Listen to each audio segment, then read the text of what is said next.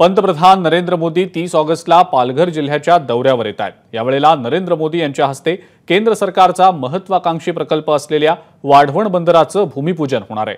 सध्या या कार्यक्रमाची जय्यत तयारी पालघरच्या सिडको मैदानावर सुरू आहे आणि याचाच आढावा आमच्या प्रतिनिधींनी घेतलेला आहे। आपण पाहूया।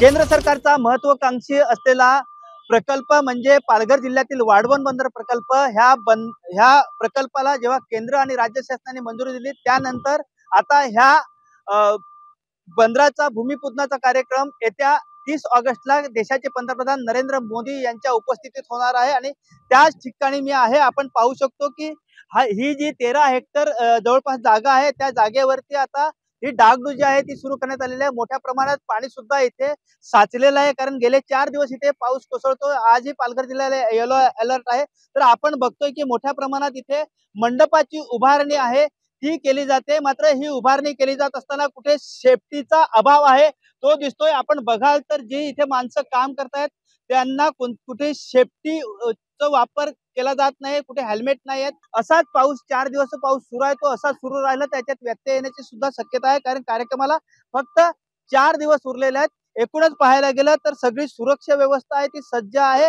संतोष पाटील, एबीपी माझा, पालघर। केंद्र सरकारचा एबीपी माझा, उघडा डोळे